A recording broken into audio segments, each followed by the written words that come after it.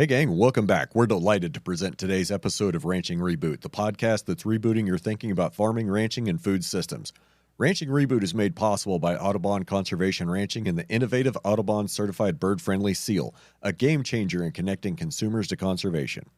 Alexander Ranch, the birthplace of the Ranching Reboot podcast, is now officially bird-friendly. As a result, our beef products carry the prestigious Audubon Certified Bird-Friendly Seal, indicating they come from lands managed with birds and biodiversity in mind. But why focus on birds like prairie chickens and quail? These avian ambassadors are key indicators of successful regenerative ranching practices that benefit the entire ecosystem. Want to join us and Audubon in this mission? Discover more at audubon.org/ranching. In today's episode, we're talking to Will Harris from White Oak Pastures, who shares his fascinating journey from conventional farming to regenerative agriculture. We'll explore the unintended consequences of technology misuse in agriculture, the influence of multinational corporations, and the need for more sustainable practices. So get ready for an insightful conversation that's sure to spark new ideas and challenge your perspective on modern agriculture. Hey, you want to make a podcast? Spotify's got a platform that lets you make one super easily, then distribute it everywhere and even earn money. All in one place for free. It's called Spotify for Podcasters, and here's how it works. Spotify for Podcasters lets you record and edit podcasts right from your phone or computer, so no matter what your setup is like, you can start creating today. Then you can distribute your podcast to Spotify and everywhere else podcasts are heard. Video podcasts are also available on Spotify. And when you want to take your conversations with fans to the next level, Q&A and polls are the best way to get them talking. With Spotify for Podcasters, you can earn money in a variety of ways, including ads and podcast subscriptions. Best of all, it's totally free with no catch. I highly recommend you give it a try. Download the Spotify for Podcasters app or go to www.spotify.com/podcasters to get started today. Hey, Ranching Reboot fans, are you passionate about regenerative agriculture and want to support our podcast? Join our Patreon community today and get exclusive access to bonus content, merch rewards, and more. Your support will help us continue to bring you fresh stories from new faces in agriculture, as well as the tales of industry veterans who are fighting against what's wrong with our food system. Plus, you'll be joining a community of like-minded fans who love ranching, farming, and regenerative agriculture just as much as you do. Also, be sure to join our Discord server, where you can connect with other fans, discuss current events, and past podcast episodes. Our Discord community is the perfect place to share your thoughts and ideas, get feedback on your ranching projects, and learn from other experts in the field. Don't miss out on this amazing opportunity to connect with fellow ranchers and support our podcast at the same time. Join our Patreon community and Discord server today, and let's reboot your thinking about farming, ranching, food systems, and the people that operate them.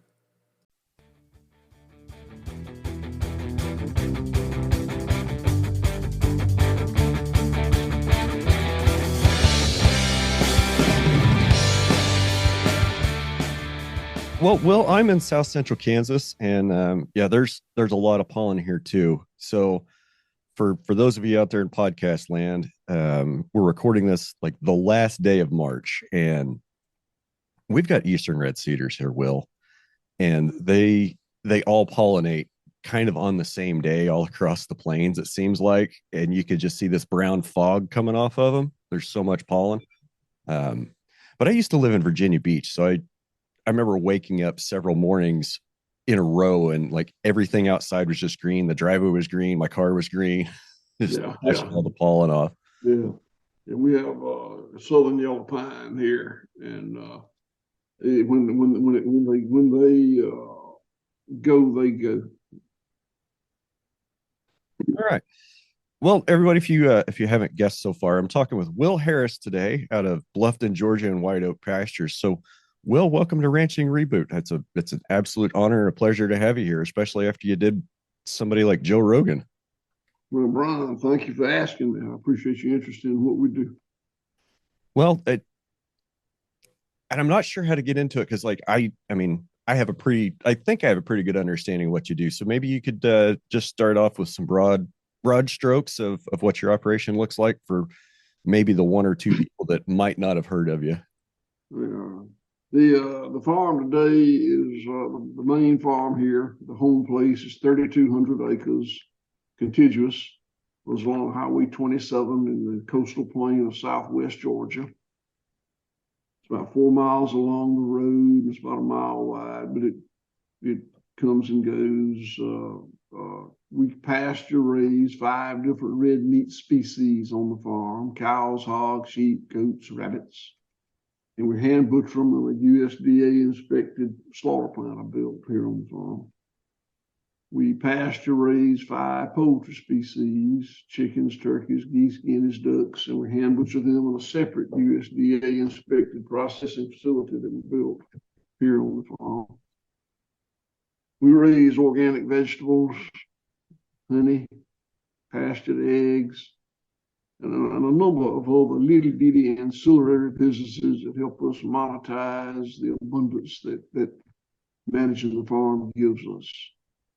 We got we have a restaurant on an RV park and some cabins that we rent out for agritourism. We got a general store, restaurant that serves 3 meals a day, 7 days a week. We founded a nonprofit for education I'll tell you about later if it comes up. Just there's a lot of moving parts here. We got 180 employees. We're the largest employer in Clay County, Georgia, which is one of the poorest counties in America. So we're very proud of that community contribution. That's awesome. What I don't think I've ever heard you speak about is what your operation looked like before all that. I guess maybe if you could turn back the clock and go back to your last conventional days and tell me what that was like. Yep, that's a good question.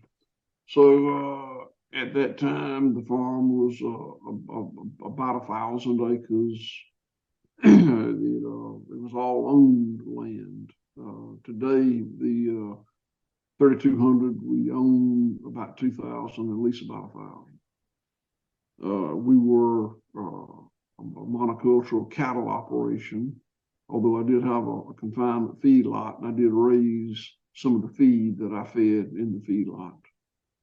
We had about 600, maybe 700 mama cows and fed the calves. It was a very industrial operation. We used a lot of chemical fertilizer, a lot of pesticides, a lot of tillage.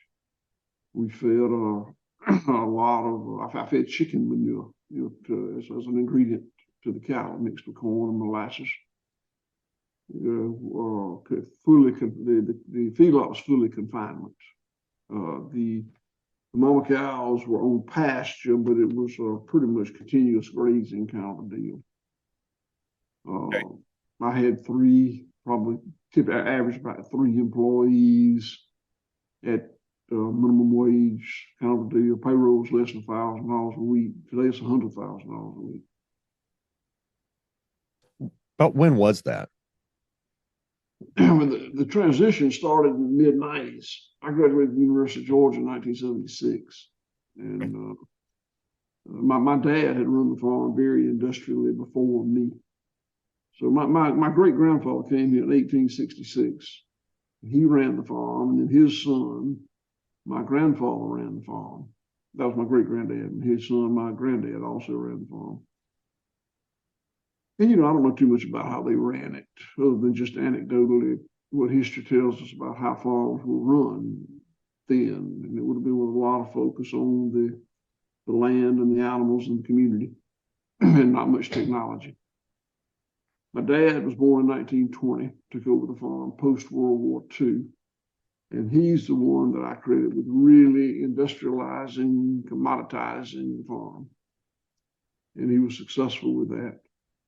I was born in 1954, graduated from the University of Georgia in 1976 with a degree in animal science from the College of Agriculture.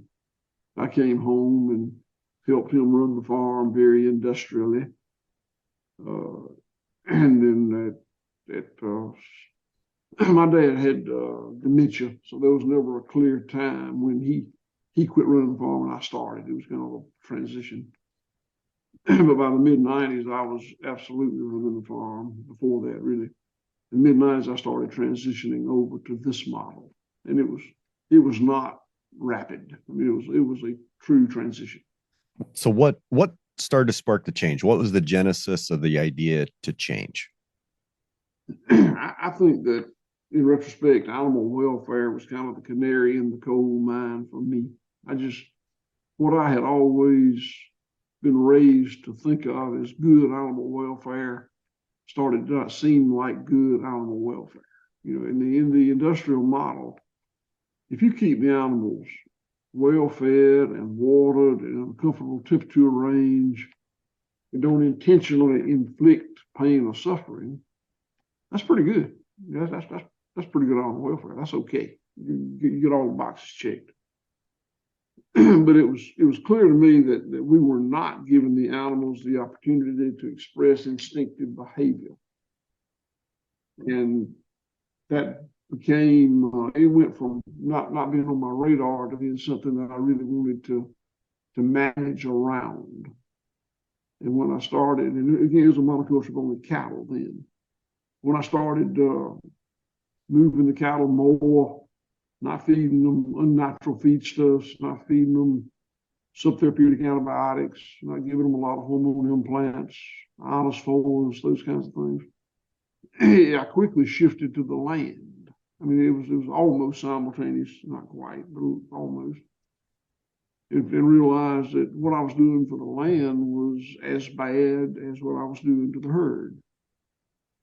Again, tillage, chemical fertilizers, pesticides, etc.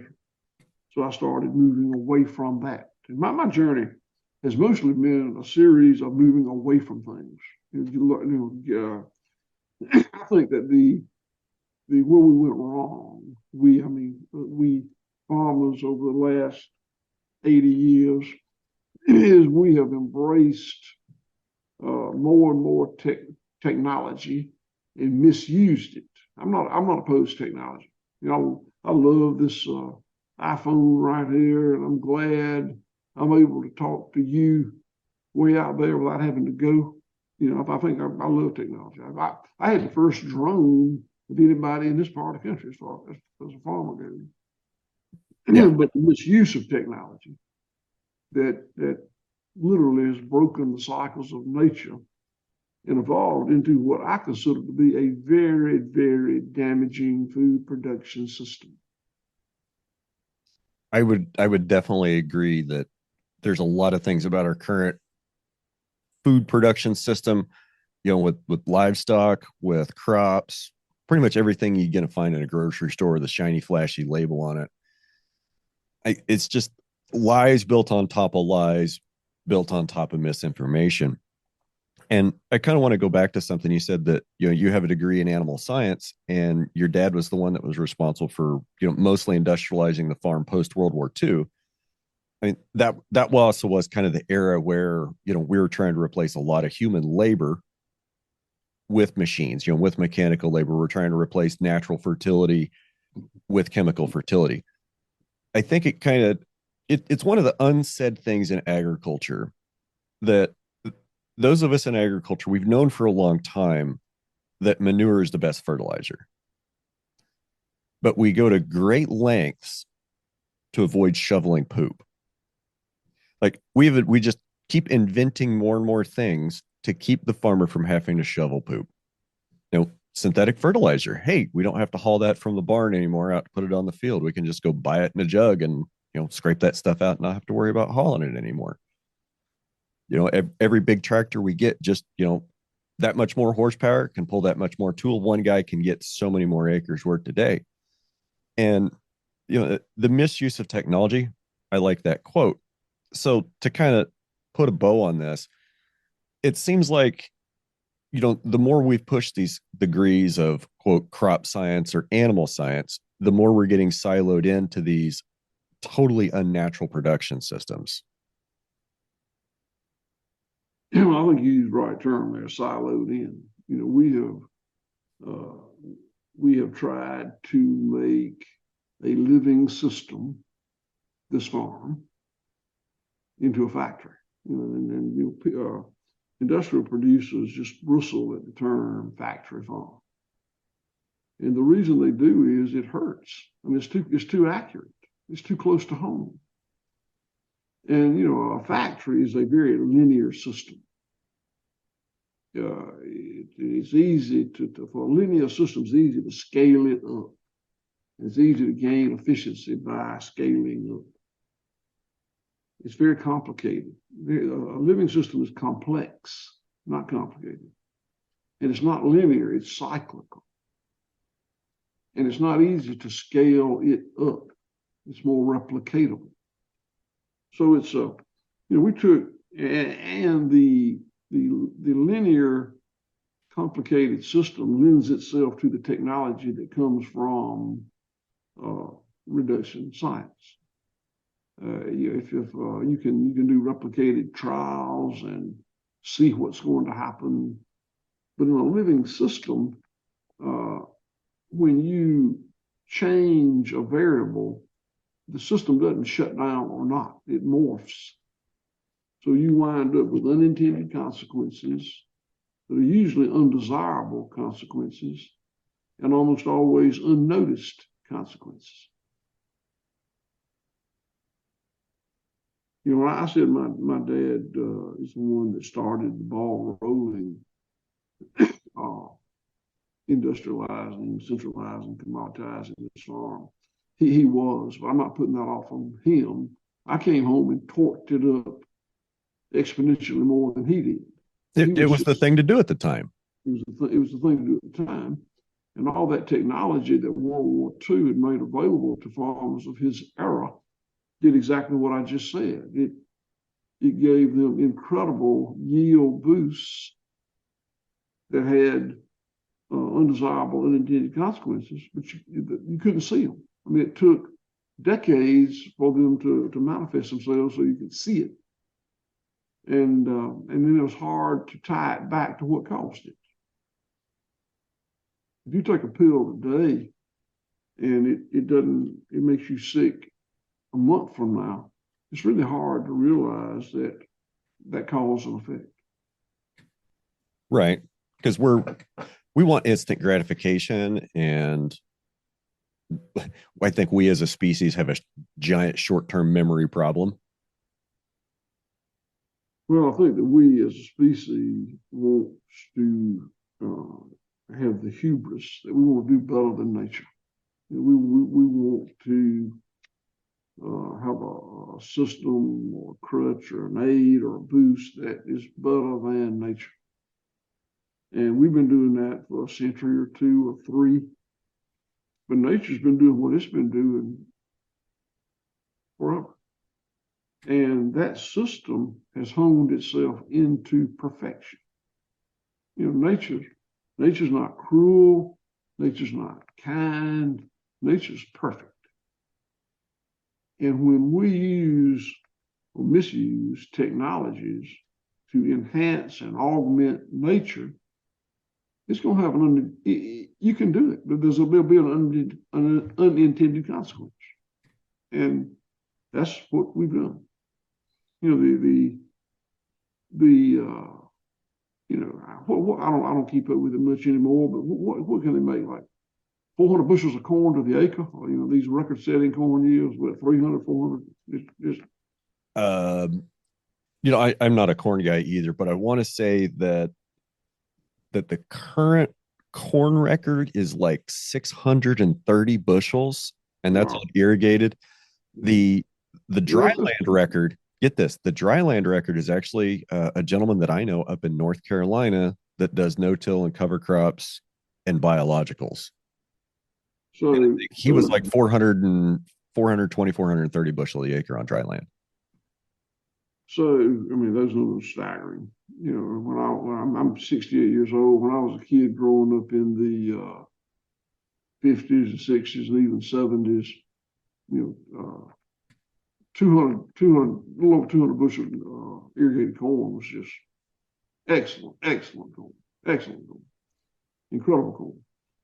But through technologies using, better fertility, better herbicides, better insecticides, better fungicides, better. We pushed it to these incredible numbers that you were just citing. And that's efficiency scaled up. Wow, that's great. Makes you cheap corn, cheap feed. But what damage did we do in doing that? I mean, all that fertility, mineral fertility that was reductively taken from the ground. I mean, sooner or later it'll run out, won't it? I mean, it's just reductive. The reason they call it reductive is it's reduced every Right. time you touch it. I live 80 miles from the Gulf of Mexico down there. And there are dead zones in the Gulf of Mexico where the rivers flow that you can't oyster anymore. Big, huge dead zones where the fertility and pesticides have washed down the rivers. There are many, many species of birds and animals and insects that have been driven into extinction. There's not even get into putting carbon up into the I don't, you can talk about climate change or whatever you want to, but we put a lot of carbon into the air. We know that. All of these are prices that we have paid for that 600 bushel corn you're talking. Yep. So I would suspect we probably shouldn't have ever made 600 bushel corn. Maybe that lower number that nature allowed us to make was what we ought to have been producing. We've not had those damaging unintended consequences. I think 600 bushel corn is bragging rights and a trophy. I don't know this for sure, but I'm pretty sure I remember somebody telling me that 600 bushel corn did not make money. Like didn't make money after he paid the input cost. And I'm sitting here thinking about, you're talking about Gulf dead zones, and what comes to mind immediately is America's number one export from agriculture. Got to be careful how you word that. America's number one export from agriculture is topsoil that we just let wash down the creeks and rivers. They carry fertilizer residue, pesticide, herbicide, fungicide residue, and that's what's causing all those dead zones in the Gulf.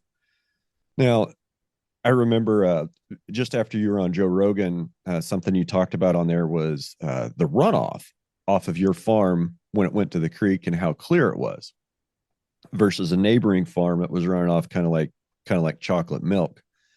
And we've kind of been visiting about these huge yields, 400-600 bushel to the acre corn.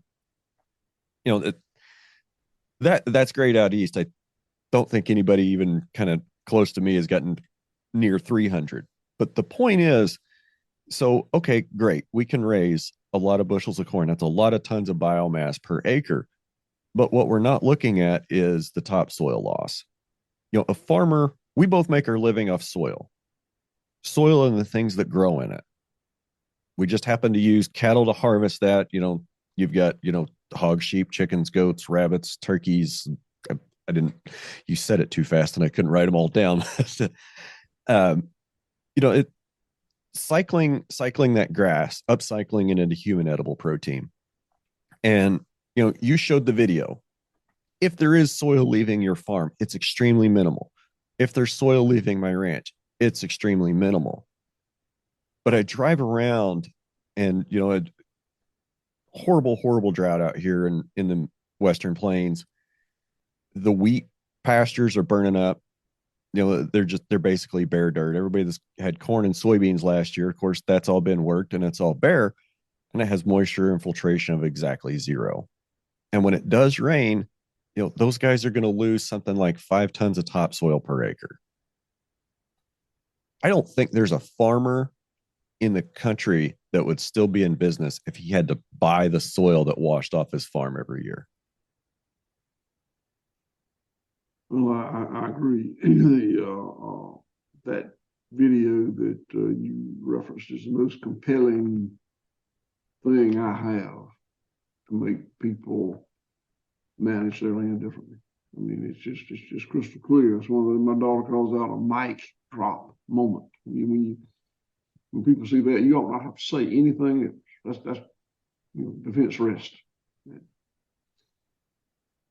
It's pretty nice to get, it'd be pretty nice to get like a 1-inch rain and to be able to go watch the creek and see what the creek does after a 1-inch rain.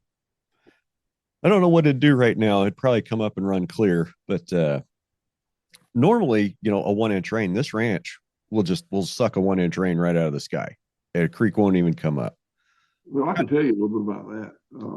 So a 1 inch rain on an acre of land is a 27,000 gallon water event. That's how much falls in 1 inch. And that's just arithmetic. I mean, you can calculate that. Beyond that, we all know that organic matter is what makes the soil like a sponge, so it'll absorb that rainfall. If it's not it's like a brick. It's a difference on brick-like or sponge-like. So if and this is a softer number, but generally 1% organic matter will absorb a 1 inch rain event at 27,000 gallons on an acre. My land used to be a 0.5% organic matter. That is really farmed down to the quick. It's a dead mineral medium, but that's what it was. Yep. And that's what my neighbor's farms are. And what that tells us is it will absorb a 1/2 inch rain event. Much more than that, because it depends how quickly it comes and that sort of thing, but it's a great rule of thumb. Our land is now over 5% organic, which will absorb a 5 inch rain event. Now, not if it comes in 30 minutes, but if it comes over a 24, 36, 48-hour period, it's just not going to be much runoff. So, and it's not just organic matter. I'm a little bit concerned about how much we talk about carbon. I mean, everything you hear is about carbon sequestration, how to measure carbon in the soil, and I think it's very important. I mean, I think that carbon is essential. But there are cycles of nature, and the carbon cycle is one of them. And it's as important as any of them, but no more important than the rest of them. And the cycles of nature are many, and I don't think we even know them all. But for me, it's the carbon cycle, the mineral cycle, the microbial cycle, the water cycle, the energy cycle. In your case, the grazing cycle, community dynamic, on and on, just many cycles that nature has perfected over all these eons and eons. And we are the first species, we humans, that ever broke those cycles.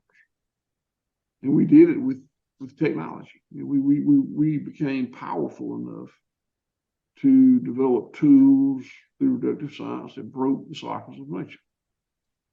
And it was a terrible thing. And the fact that we let that 600 bushel going, the fact we could do it don't mean we should do it. The fact we could break the cycles of nature don't mean we should break the cycle. But we did. Didn't know any better. Well, that's right. But now we know better, we're still doing it. So I don't know.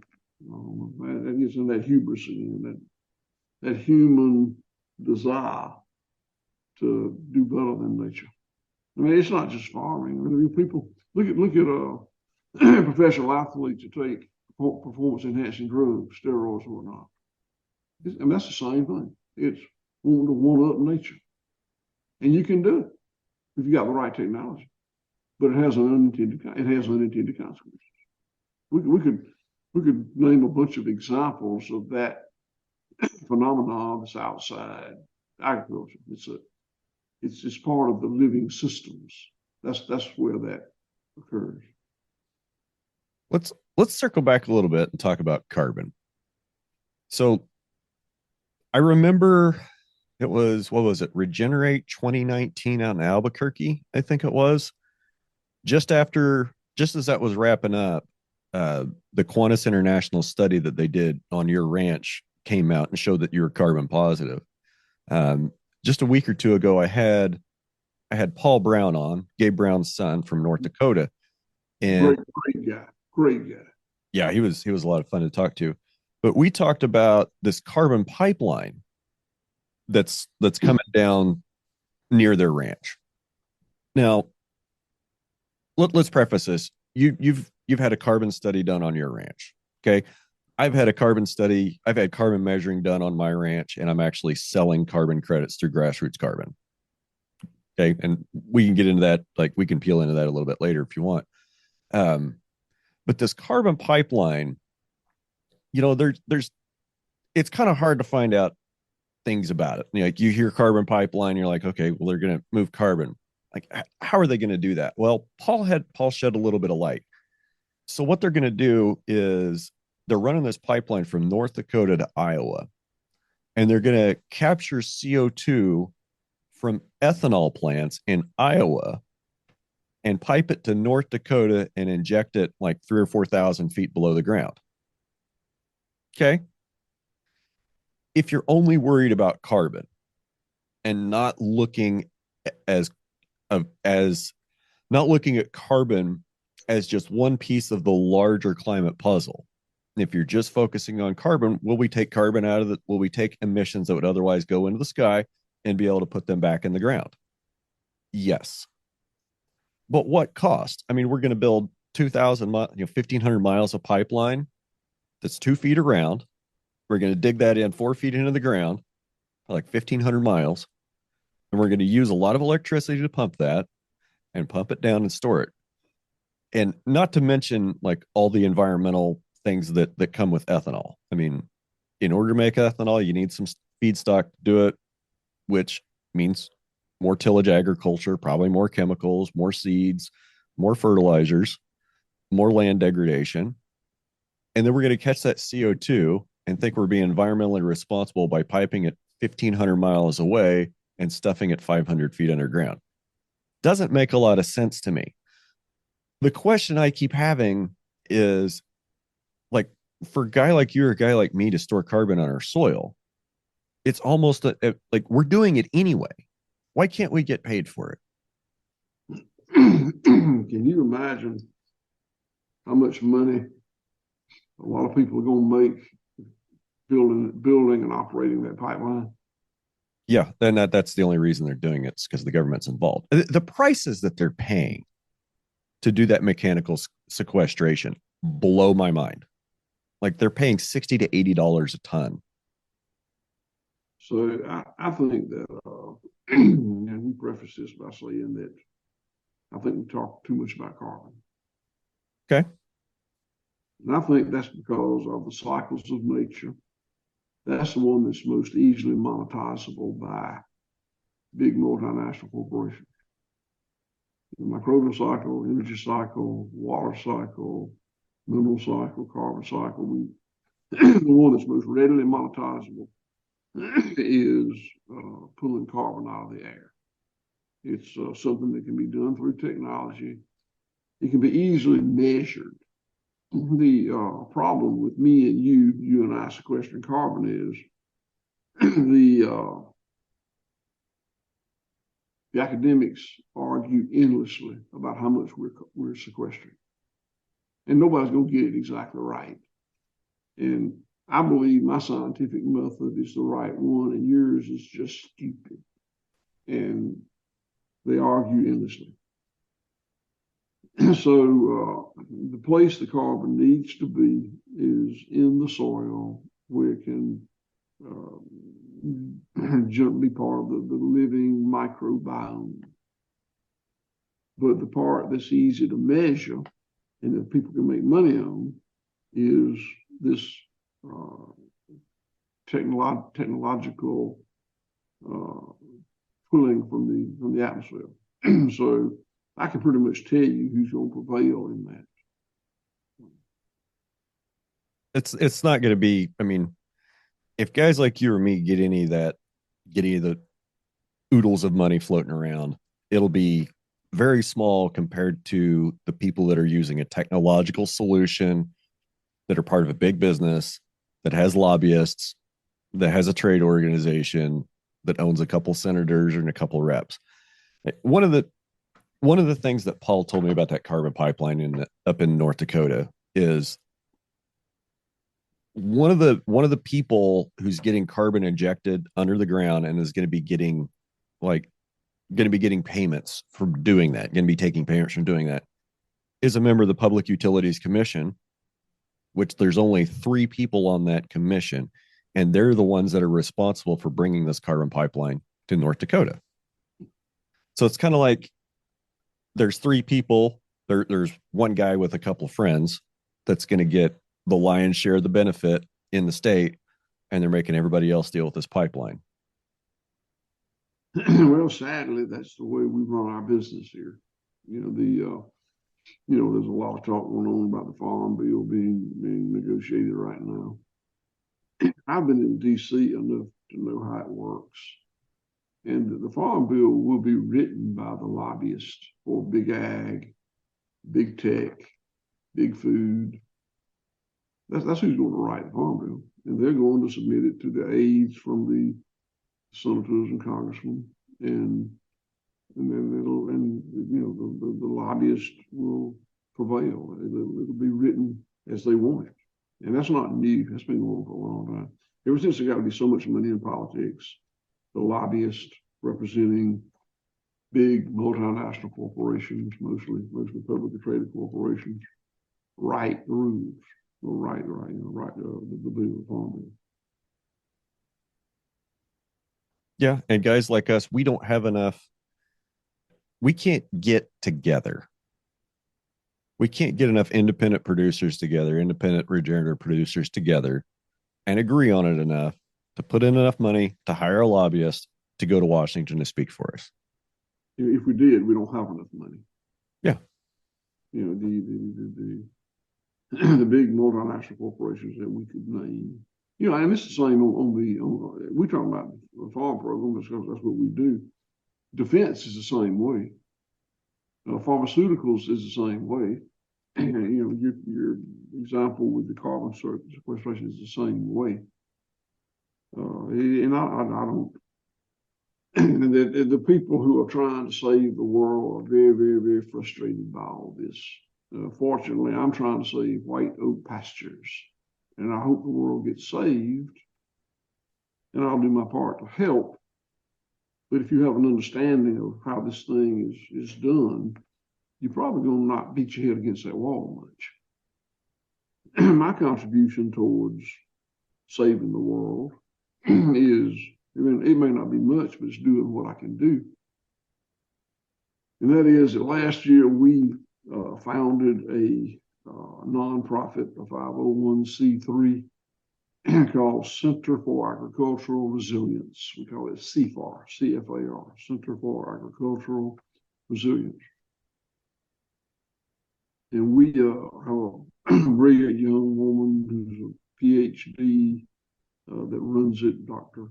Carly Redding, and she organizes to host events here on the farm about once a month to teach what we've learned over the past 25 years or 30 years. And, we have people come, but people aren't just flocking in here to be part of it. It's a nonprofit. We don't make money on it. We get paid for the people lodging and eating, but it's not a profit deal. But still, there's not that many. There's not I thought we'd be having at least once a month, twice a month by now, and we barely do one a month. So it's there's a certain amount of lethargy on the part of the people. It's easier, it's pretty easy to sit at home on the couch on your smartphone or on your laptop and complain about injustices in the world, injustices in the food system. But when it really comes right down to it, when most people go buy food, they're going to make a choice based on cost, not based on quality, not based on story, not based on environmental. They're simply making that choice on cost. Cost is huge. I would say convenience would be about as much.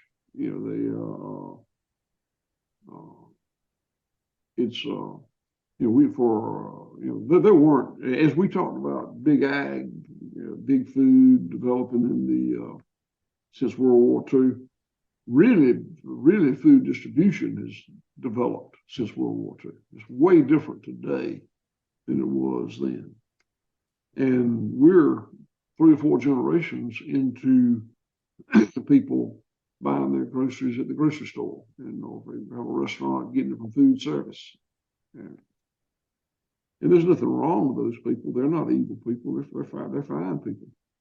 But there's a codependency between big food, big ag, big tech, and big food distribution. There's a codependency. They all evolved together over the last 80 or so years. And one simply can't make it without the other. We were, my biggest customer was Whole Foods Market. And we're effective December 31st of this past year, we no longer sell them. And you know, I could rag on about, but they're not bad people. They're not evil people. But if you are the meat coordinator for Whole Foods Market, and you got 300 or 450-something thousand square foot stores to keep a constant, steady supply of meat in, you can't depend on a bunch of white oak pastures to do it. They need to be able to pick up the phone and say, send me 48,000 pounds of 6-ounce fillets every week to the following 6 warehouses. Thank you. Well, I'm bigger than most regenerative farmers, and I'll never see 48,000 pounds of 6-ounce fillets in one place from here. The only people that can do that are Tyson, Smithfield, JBS, So there's a codependency. If you have a meat plant, the codependency is working the other way. If you have a meat plant that slaughters 400 head of fat cattle per hour, you need Walmart to move that beef. I mean, you can't sell it at the farmer's market. So there's a codependency. They've got to have each other, and then that form of that codependency exists in consumers. And we're all so accustomed, again, 4 generations into stopping on the way home at one place and being able to get everything from your toilet paper to your toothpaste. That's just an incredible amount of convenience, and it's become a way of life. You know, to have to think about sourcing to buy food from us, and we sell online. We do the oral fulfillment from the farm here. We sell a lot of different stuff. I named species for you, but for our customers, we got a lot of customers. I'm proud of them. I'm grateful to them. They have to plan. You know, they have to get a freezer, and they have to think about what they're going to need over the next week or month, and they have to cook it. You know, they got to, so it's not nearly as convenient, and I think the convenience is as important as price. You know, price is an issue. My beef, pork, lamb costs more than industrial beef, pork, lamb. There's no doubt about it. I think that when other industries have shown that people will pay a premium for something that's better. You know, you're not driving the cheapest vehicle you could possibly drive, or dressing in the cheapest clothes you could possibly find, or living in the cheapest house you could possibly live in. As a society, we like our things. We've accepted. It's become acceptable to pay more for something that's better. But I don't think we're willing to go to much trouble to get something that's better. Yeah, the way a lot of our food system is, it's not a far stretch to see something better. While you were speaking, I wrote down, I had kind of had this thought that the American consumer is in an abusive codependent relationship with the monopolies of the grocery store. A lot of big words. I think I agree with them. Yeah. Well, our friend Mike Calicrate, he likes to always talk about monopolies and the power of monopoly, and that it's time for another revolution against the power of monopoly. And I hate to say it, the more I listen to the guy, the more I agree with him. The more you see how the monopoly power is. Okay, we've got 4 big meat packers in beef. How many do we have in pork? 4. What do we have in chicken? 6. I mean, seed companies, there's what, 3 or 4 of them. Chemical companies, there's 3 or 4 of them. Grocery store chains, it's getting to be where there's only 3 or 4 grocery store chains. Yeah, they might have all different names on them, but the Food Lion and the Food Lion and the Kroger are probably owned by the same guys. Well, Mike, you mentioned Mike Calicrate. Mike Calicrate is a friend of mine. He's one of the most insightful guys I know. I mean, Mike, the things he's talking about today, I figure out in 2 or 3 years. So he's a guiding star for me. And what he has been talking about for a while now is market access. And when he started talking about market access, I was in every single Whole Foods market from Miami, Florida. My product was in every Whole Foods from Miami, Florida to Princeton, New Jersey to Cincinnati, Ohio. And he was talking about market access, and I really didn't understand. I didn't disagree with him. I just didn't know what he was talking about because I had market access.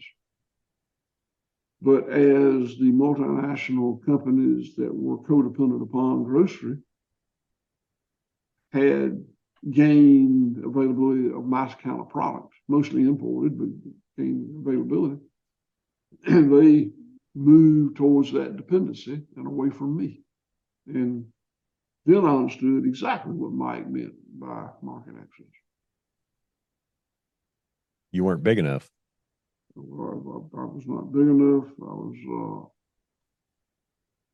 just all the those people have been they literally grew up together, through the last 80 years, and they I don't think we're going to see that change. Not much brings about change other than pain. I mean, you can pretty much depend on pain to bring about change. And I think that if you're in a damaging system, which our food production system is, eventually there'll be pain. Now, I'm pretty sure of all that.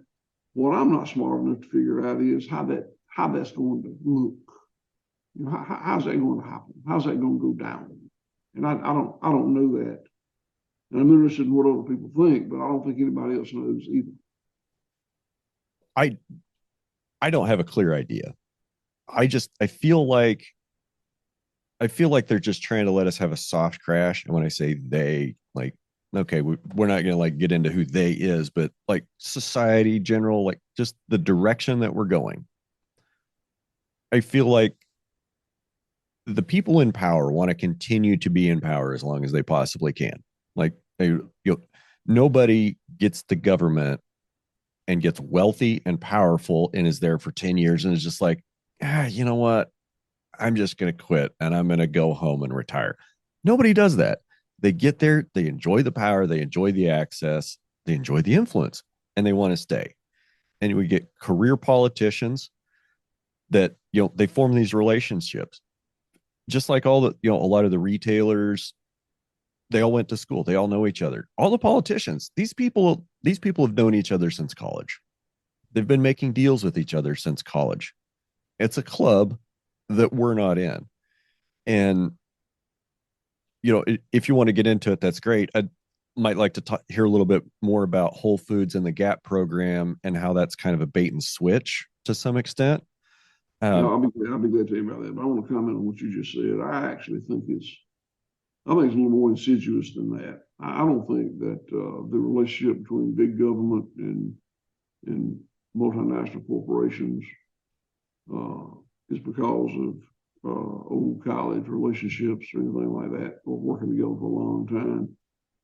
I think that they talk about the revolving door. I think that a long time ago, big multinational corporations figured out that if they would give senior bureaucrats, not so much politicians, but the senior bureaucrats, the people that are way up the pipeline in FDA, EPA, Defense Department, USDA, if they will give those senior people a really good job at retirement, then those people would come to spend the last 10 years of their career serving them.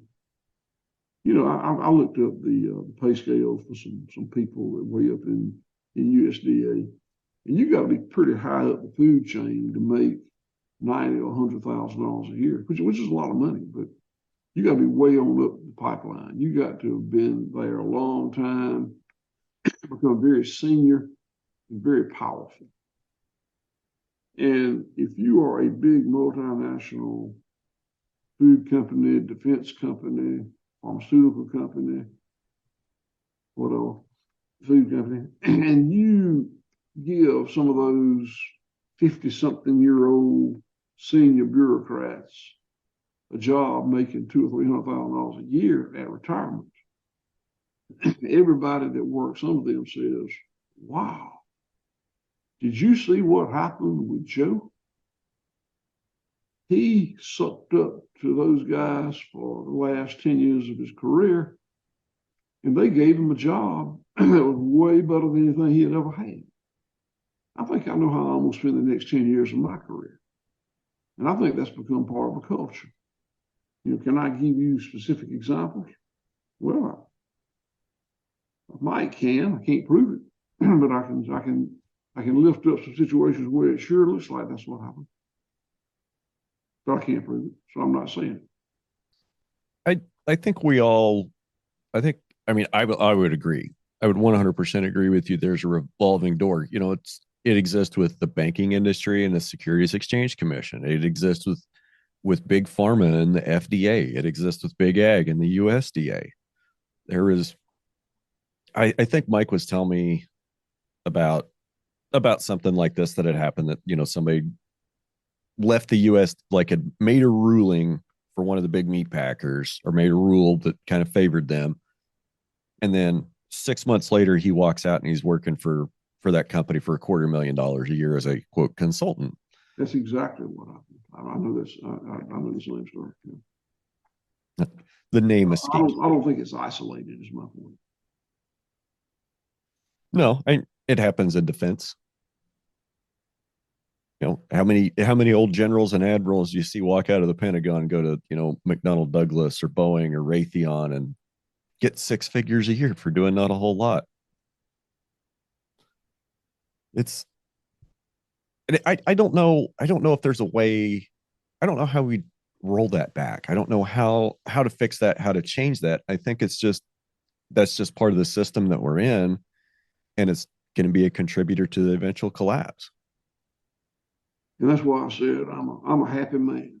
I'm a very, very happy man, because I'm not trying to change the world. I'm trying to change white oak pastures. If I were trying to change the world, I would not be a very happy man, because I can't do it. It'd be a very frustrating way of living my life. I would venture to say that you not only have made a big positive impact on white oak pastures, but also Bluffton, Georgia, and what'd you say, Clay County? Yes. No, I think your impact stretches a little bit beyond your fence line, my friend. Well, I hope so, but that's not what I live for. You know, I live for, you know, the 180 people that work here. I hope there's benefit in other places. Matter of fact, we sold the book rights to White Oak Pastures to the big publishing company who's Random House Penguin Viking, and they hired a talented young woman to write the book about White Oak Pastures, and she did. And she just finished it. I just got my electronic copy to read. It's called A Bold Return to Giving a Damn. A And bold return to giving a damn. bold return to giving a damn. And I I hope it. Shit. Nobody might read it but me and my wife. But I hope somebody else reads it, and I hope it helps. It's not going to change the world, but I hope it makes some tiny little contribution. I'll read it. When's it coming out? Uh, either September or October Okay. this fall. Well, I'll have to get a copy and read it before conference season in case I run into you again. Yeah. Well, I try not to go to them anymore than I have to anymore. I think they're great, but after a point, you pretty much met all the people and heard all the messages. I mean, there's a point there. I still like to go to a lot of them. I'm going to try to get to one or two every year, just to get off the ranch for a little while and go see some friends and do a little bit of networking. I get that, but I love what I do so much. I don't want to leave. The older I get, and the more I get this place the way I want it, the stronger my sense of place becomes. And I'm still in good shape. I can travel. I can do anything. I can do anything I want to do. I'm not going as much because I'm 68 years old. I'm not going because I don't want to miss anything here. It's not that something bad will happen and they won't know what to do. That part's better than it's ever been. We worked hard on succession. We got a great staff here. I just literally don't want to miss anything. And something's happening here every hour of every day. I mean, I just don't want to miss it. I can respect that. We get a little more going on than just, me with my grass and cows. So if we can, let's kind of cruise back to the mid 90s and when you're taking over the farm and when you're starting to transition. Like, I'm still curious on that, how you went from 3 minimum wage employees to over 100. Yeah. Well, I can explain that to you. And I hope in my explanation of it, it might help some people that are kind of making this transition now.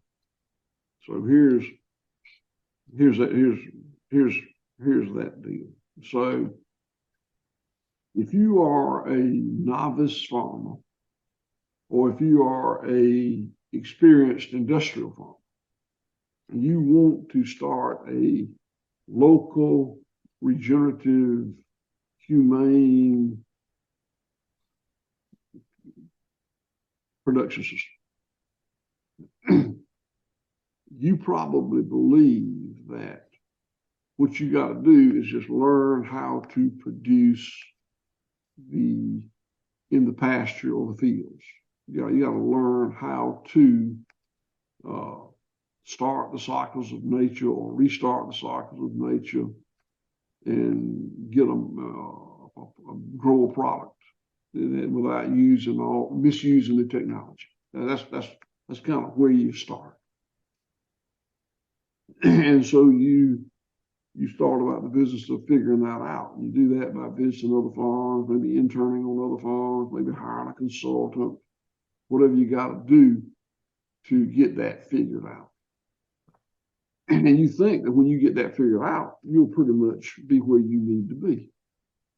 It's like being at the bottom of a hill and looking up, and all you can see is that hill. You don't know there's another hill till you get to the top of that. So you spend the next few years, whatever it takes you, figuring out how to be a regenerative, local, humane producer. And then you produce a product. And then you realize that you got to monetize that product in a way that extracts the value out of it you put in it. You can't just haul it to the stockyard or haul it to the grain elevator. You'll go broke. So, and consumers don't buy hogs and cows and sheep. They buy beef and pork and lamb. So you got to figure out that processing component. That's the next hill you got in front of you. And you think if you get to the top of that hill, you pretty much going to be okay. So you climb that hill and figure out how to make your product monetizable. And you got to. So you climb a hill and you get it figured out. So, and you think that ought to be okay because you got the production down, you got the processing down. Maybe you don't do it yourself, you get somebody else to do it, whatever, but you got to figure it out. And then you find out there's another hill. And that hill is market access. Because probably people aren't going to consume what you produce where you produce it. We produce it in places like Georgia and Alabama and Kansas and Missouri and Arkansas, Nebraska. And they consume it in those zip codes with a high disposable income. So that market access is hard. So that's your next hill. I made you sit through all that because you asked the question, how do we go from 3 minimum wage employees to 180 employees and make $100,000 a week? And the answer is, every time you climb one of those hills, you what's the word I'm looking here? In-source something that previously was outsourced. That's not exactly the right word. You internalize things that had previously been externalized. That's the word I'm looking for. Okay. So all that internalization of services and functionalities and tasks and jobs is how we went from 3 to 180. 25 years ago, my office was a kitchen table, and now we just built an administration building. It's not very big. It's not fancy. It's a metal building. But if you asked me 25 years ago, 30 years ago, if I thought we'd ever have an office building, I said, we ain't even got an office.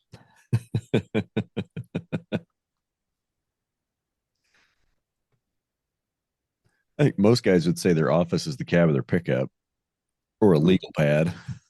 Yeah.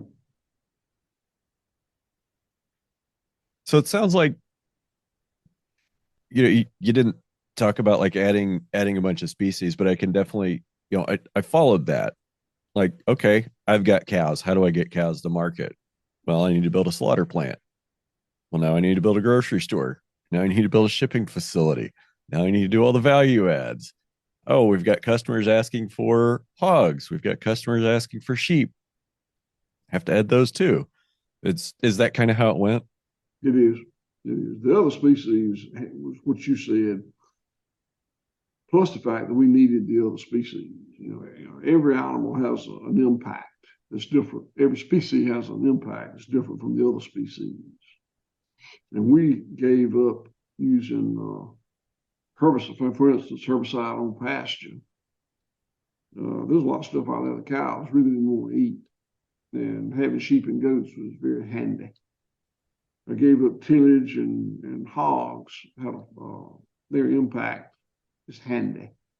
I gave up buying nitrogen fertilizer and having poultry has an impact that's handy. So that gets part of that monoculture versus system. But yeah, having those species also helps with marketing.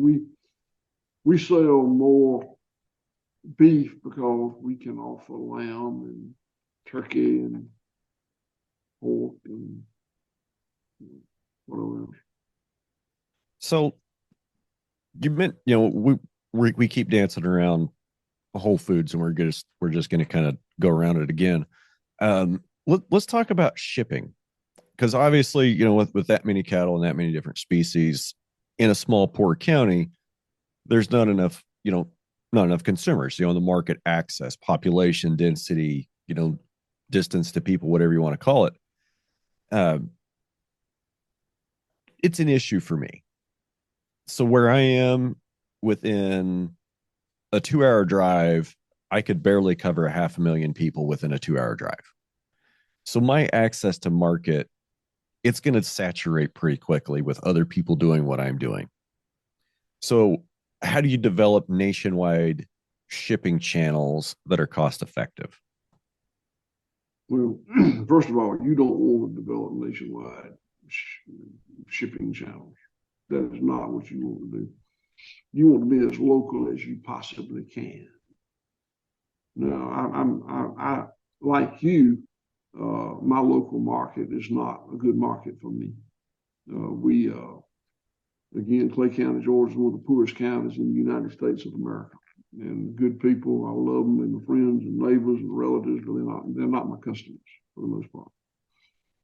So we got to, and I spent $7.5 million building processing facilities. So I got to sell a lot of stuff. We got to sell $25 million worth of stuff a year to make it all work. And I can't sell it in Clay County, Georgia. So I have to reach way out. Now, the further out I reach, the less well I do. So I want to become as local as I possibly can.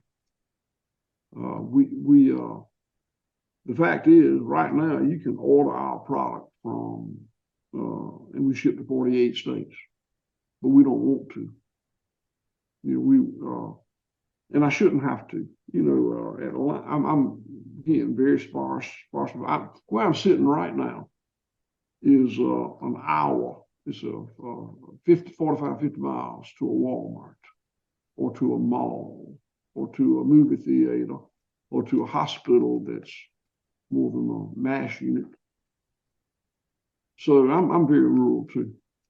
But Atlanta is 3 hours up that road.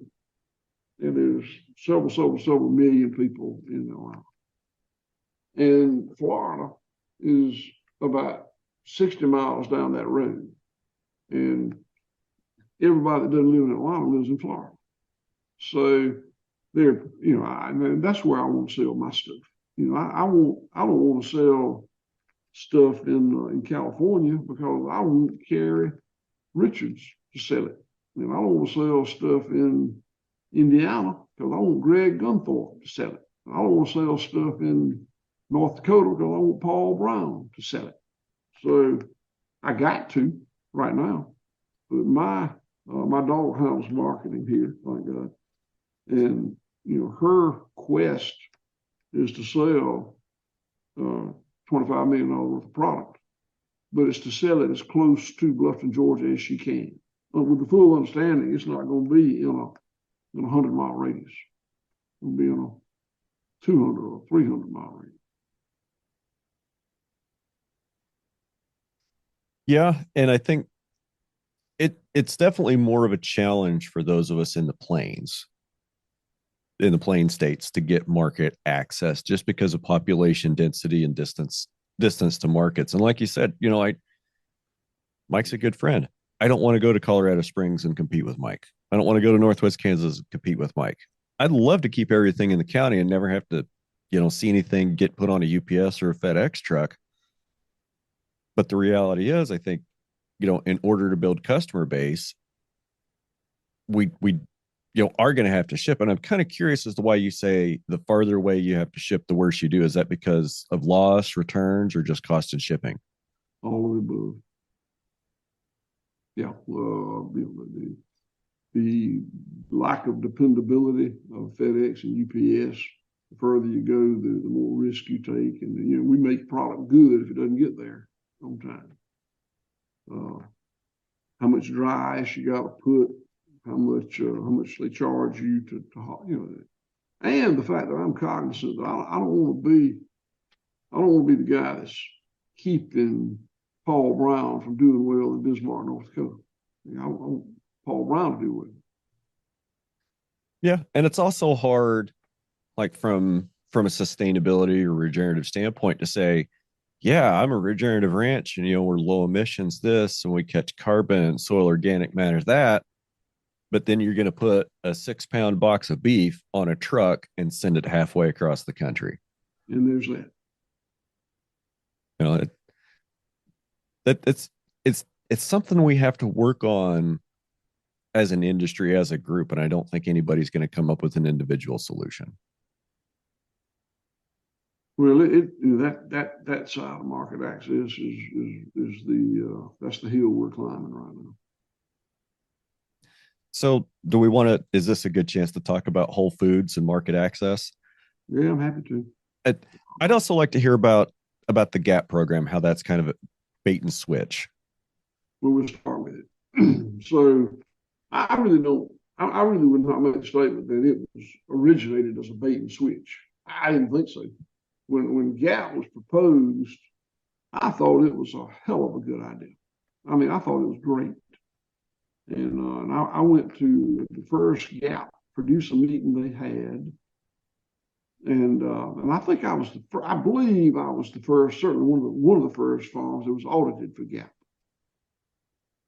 And they at the presentation they said, okay, here's the deal. We got these animal welfare standards 1 through 5, and 5 is really, really good animal welfare. That's really about as good as we can figure out how to do it. 1 is entry level. It's low hanging fruit. It gives producers who have not focused on animal welfare a chance to put their toe in the water. Yeah, but the expectation is that they'll move from 1 to 2 to 3, be on the continuum. That they would not languish in that very low level of low hanging fruit. And I thought that was just a great idea. And I can remember thinking, yes, that's good. That's really good. And I actually went to school to learn how to be an auditor. I never did it for money, but I went to learn how. Because I was that into the program. I was one of the few that ever made step 5 plus on reached that level, but I did. And I thought it was just great. I thought it would prevent greenwashing. But what happened is it became a greenwashing tool, because I challenge you, if you go into Whole Foods right now and say, show me all your GAP 4 and 5 stuff, they won't have much to show you. If you say, show me your step 1 and 2, they'll have a lot.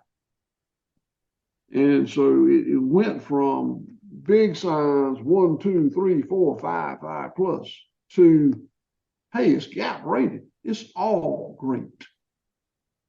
And, there have been facilities put in by big multinational meat companies to raise step 1 chicken or step 2 chicken. And there's no intention of moving up the continuum, because it's too expensive to pay the premiums to get the higher step.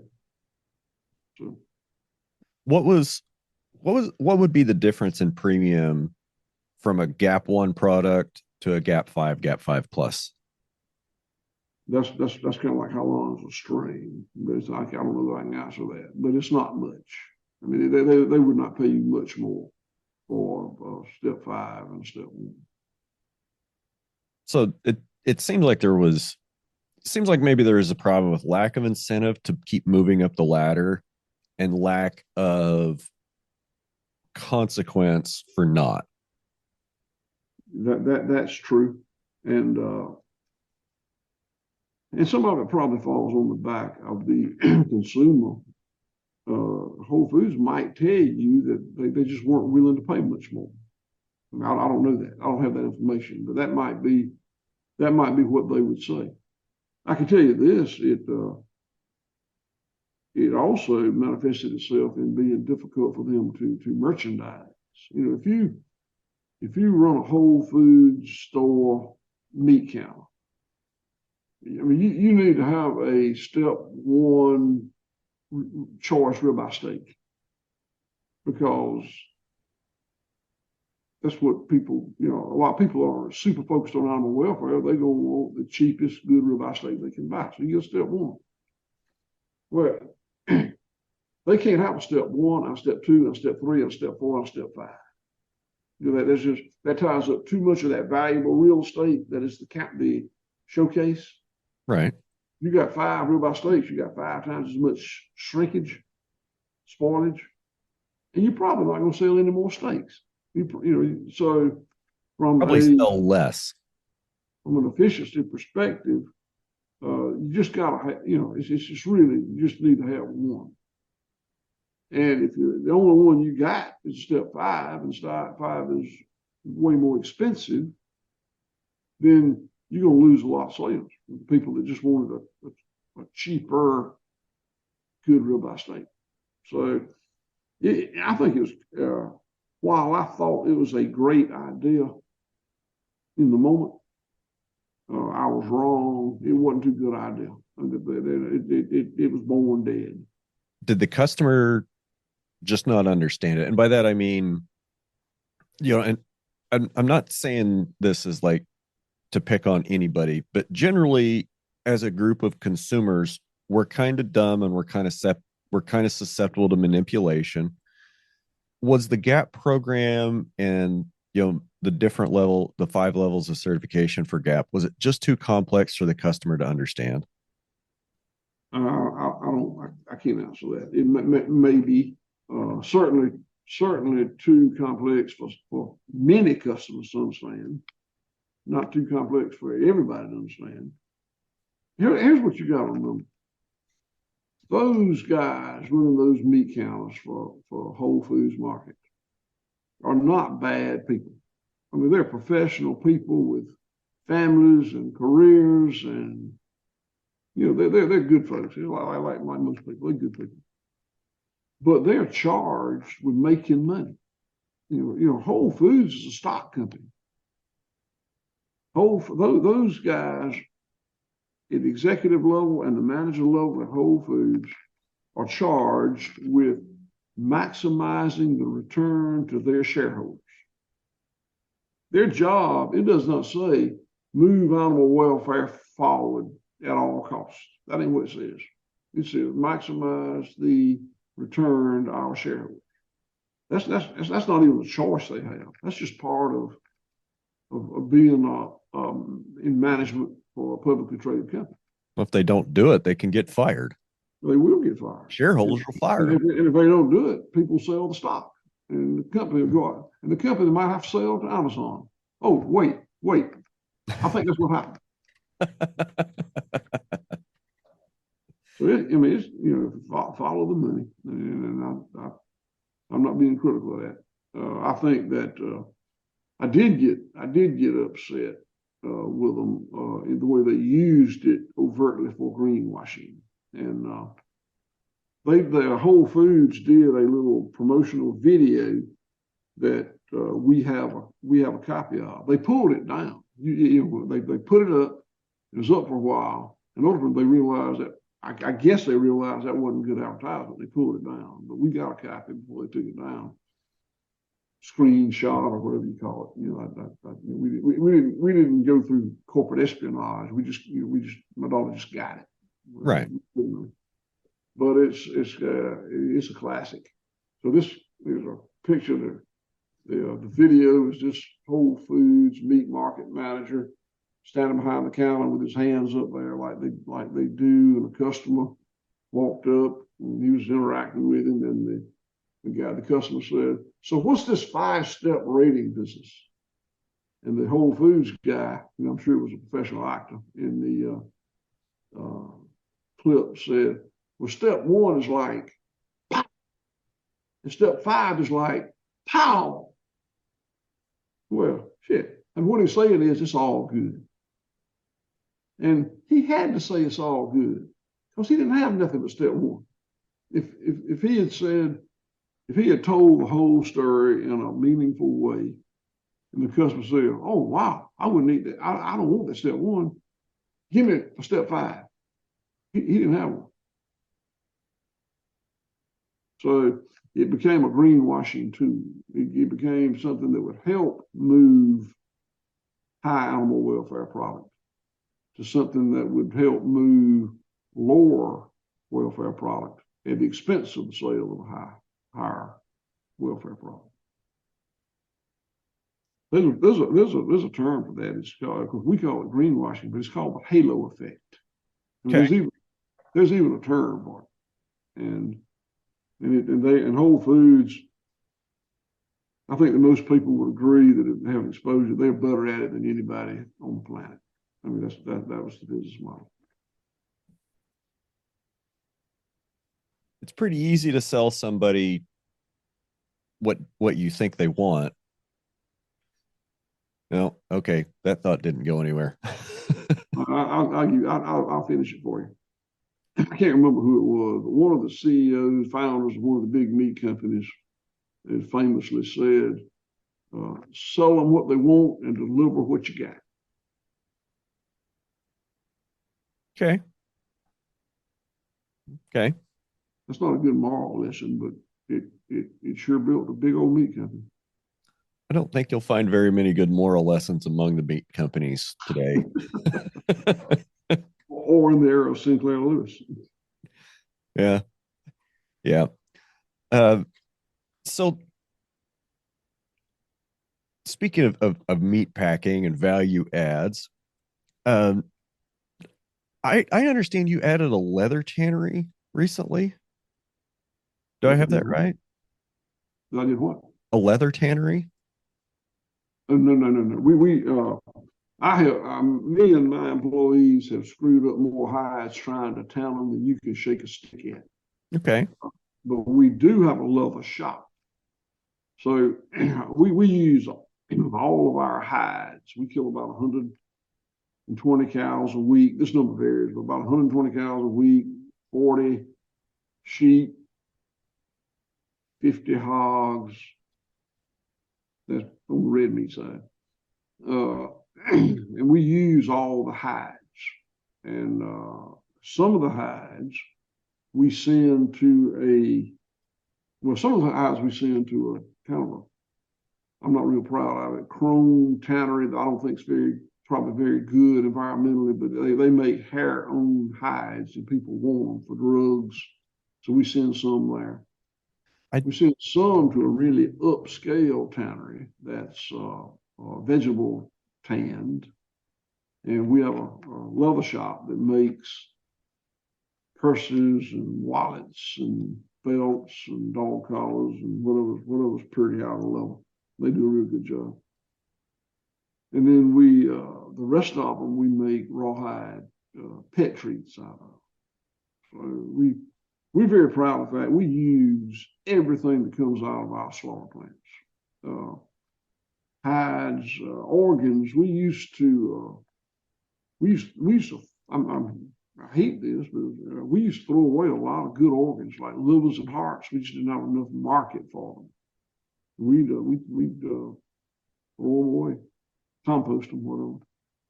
Why did the American public quit eating liver?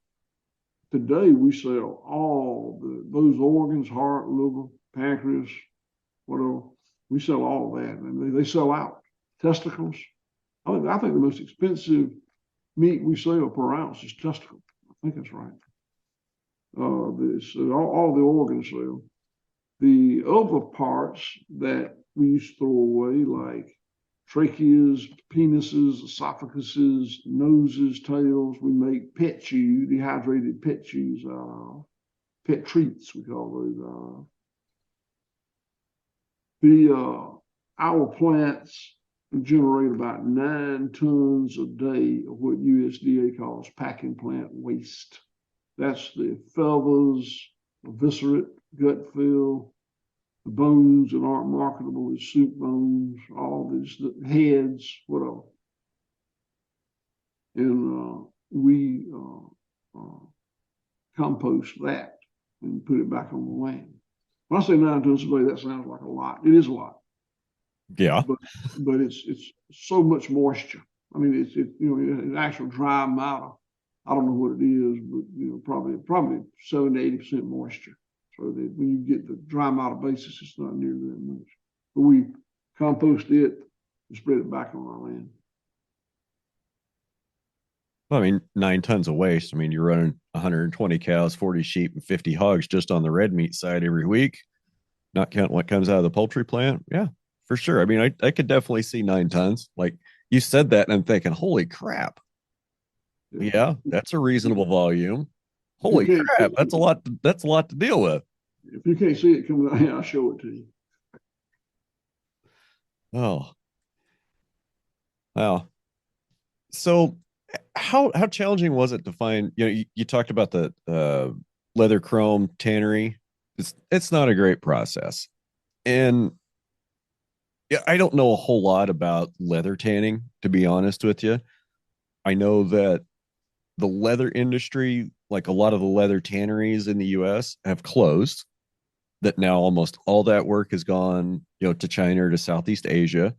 Like you go out to Dodge City or Garden City, when they peel them, they throw that hide in a 40-foot container that goes to the West Coast and gets on a ship and goes to China. Why is that? I think because it's the same reason that a lot of other quote dirty manufacturing got outsourced. It's because the company that was doing it was too expensive to comply with the environmental regulations here, or too expensive to pay the labor here. So they moved somewhere with easier environmental regulations and cheaper labor.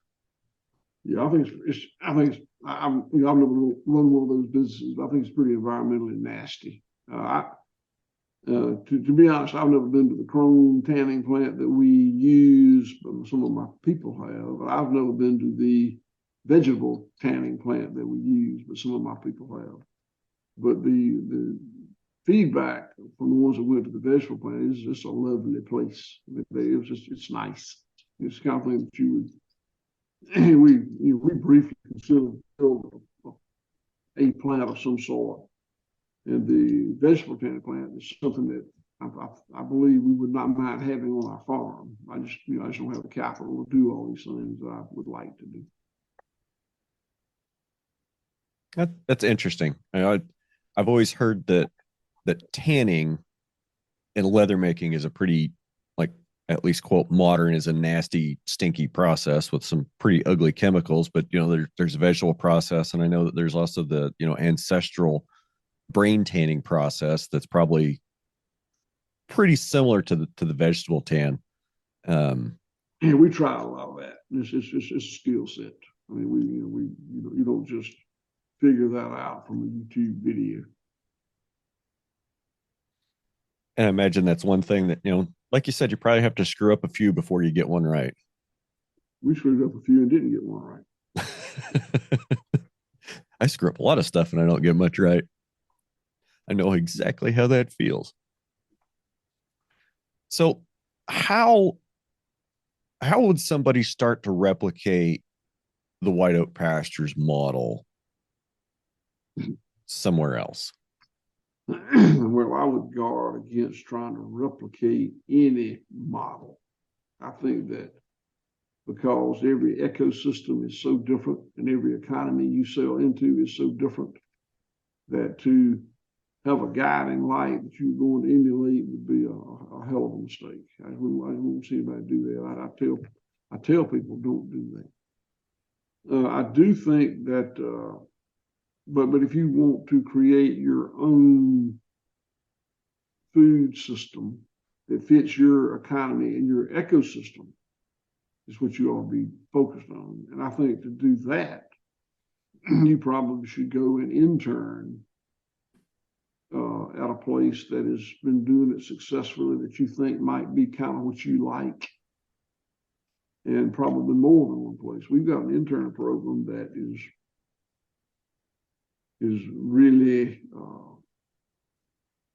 we get a lot more applications than we have slots for it. So popular, I guess, is the word. And we bring these interns here. We take six per cohort 4 times a year, so 24 per year. And that's all we can handle. I mean, if we get more than that, then it becomes unmanageable for us. We're not an academic organization. This is a farm. And we take those 24 per year, six time, 4 times. And because we do get more applications than we got slots, we're able to pick and choose and get some really great people here. make job offers to about half of them, and about half of those accept it. So it's a great employee stream for us. And then, of course, a lot of them have really focused on having their own operation. They leave here and go to another place, to intern, which I recommend. I mean, I think the more vast your experience, the more likely your success. I'd agree with that. That, the more successful people in this business are the ones that get out more, that see more, that, go visit other ranches, go visit other farms, see how it's done, see how other people do stuff, and talk about it. The people that aren't necessarily, don't seem like they're doing as well, you don't see those guys at conferences a whole lot. You see them at the coffee shop complaining about market price, which that's something that I think we all need to try to get away from, is just being a price taker and taking the price that you're given, whether it's at the grain elevator, the co-op, or at the sale barn. And I really love what you guys have done down there in Georgia, and are being price makers on so many different products and making such a big impact in that community. So other than interning on another farm or ranch, what would be your best advice for somebody wanting to start down this path of growing their own food and growing food for a community? Well, the same old adage applies. It takes a lot more money and a lot more time than you thought it was going to take. I should tell you that in the interest of candor, that my business is not very profitable right now. We've been doing it a long time. We've figured some stuff out. We've had some good years. We made some money.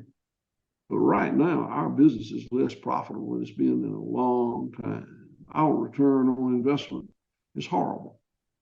And it's because of market access, greenwashing. In our case, and this is a problem, in our case, we got way more fans than we have customers. And I haven't been saying that much, but that's kind of what I'm going to start telling people, because it's so true. I can't remember those numbers, but Instagram, we got way over 100,000 followers or whatever you do to Instagram.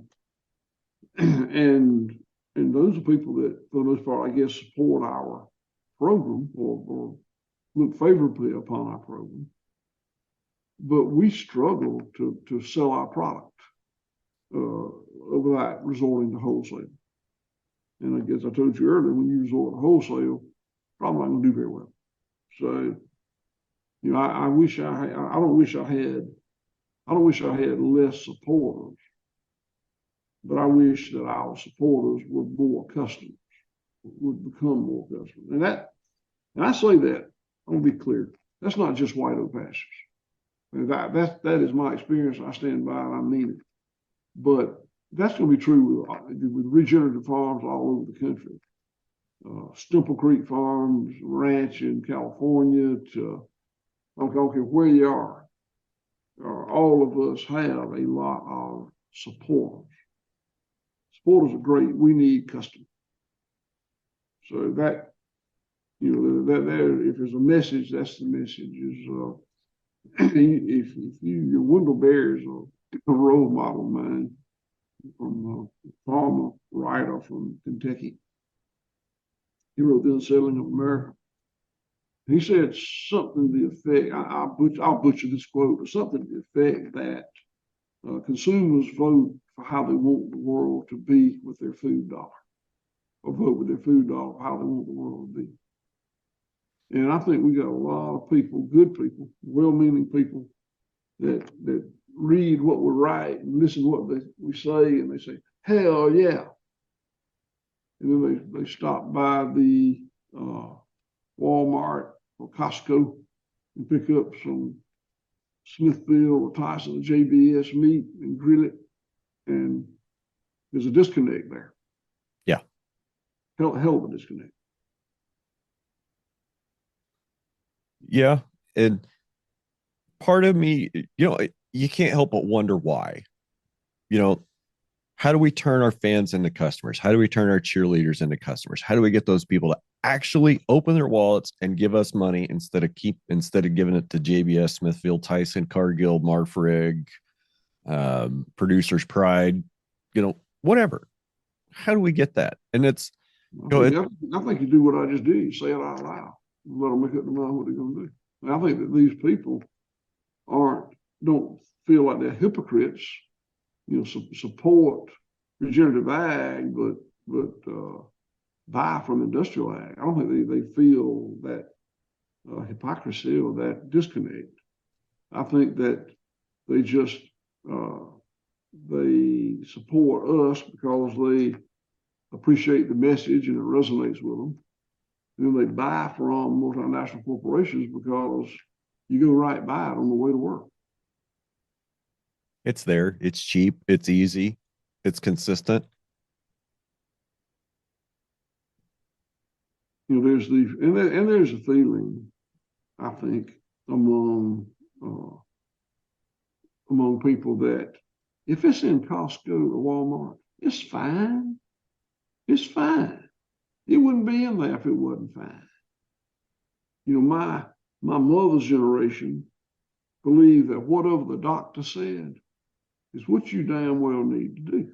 If he told you to take that handful of pills 3 times a day, that's what you did. And because that was the mindset, and it was wrong, but that was what she was conditioned to believe. That generation was conditioned to believe. Today, there's a little bit more questioning among enlightened people. And I think that even among the people of my daughter's generation, certainly my wife's, probably my daughter's even, that it would not be in that Costco if it wasn't fine. There's nothing wrong with anything in Costco. Those people wouldn't have it there. And that's not true. Those people are not vetting your products. You can buy Little Debbie by the pallet at Costco, so that argument is moot. So that's part of that disconnect.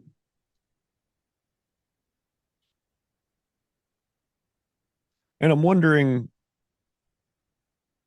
how it got that bad.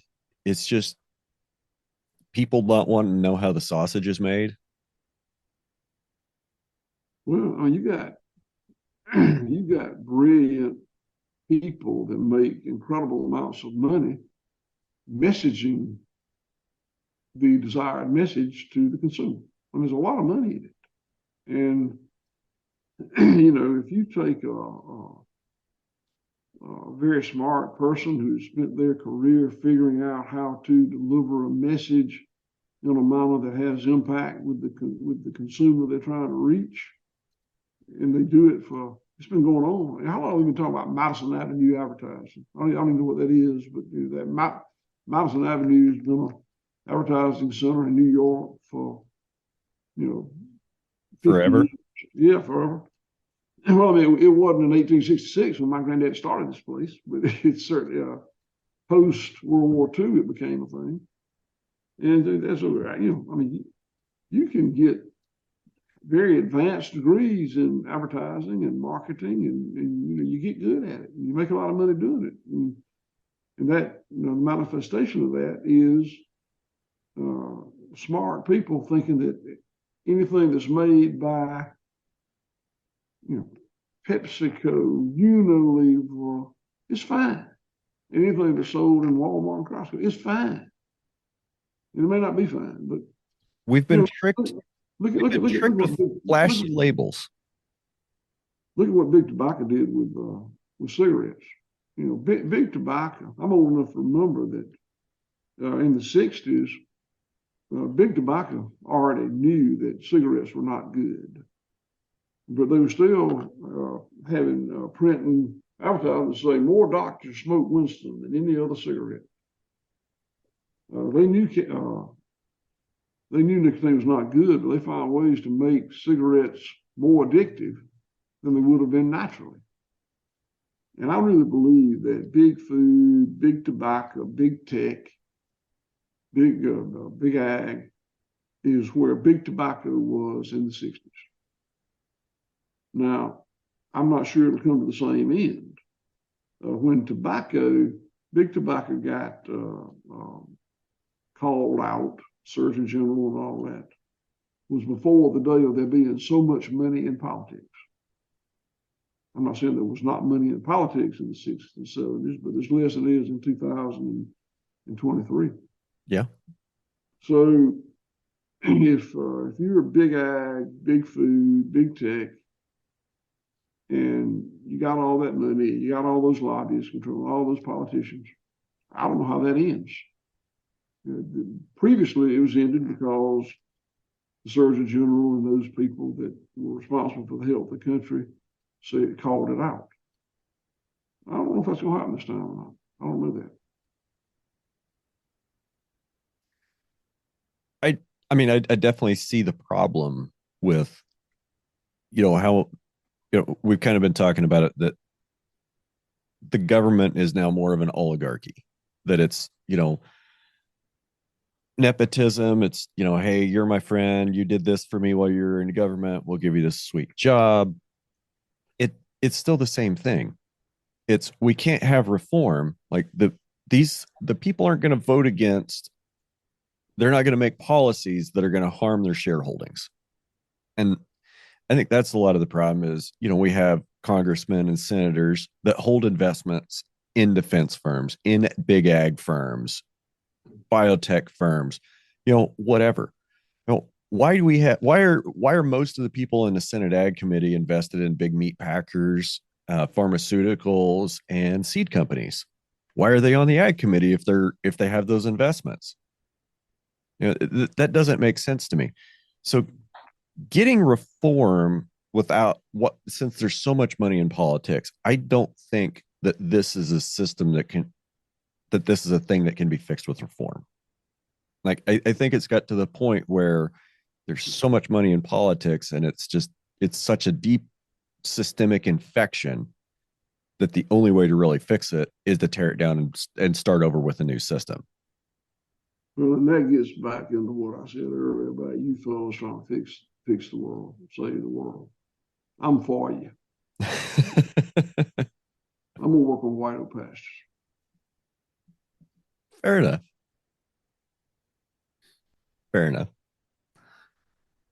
Well, kind of need to start moving out of here. Did I forget to ask anything this morning? I think you did a real good job. Good job. All right. I think whiteoakpastures.com, probably find everything from there. Yep. Whiteoakpastures.com, and Facebook is White Oak Pastures, and Instagram is White Oak Pastures is it. All right. Any other things you want to make sure I get in the show notes? I can't think of anything. I think you did a good job. All right. Hour and a half. We covered a lot of stuff.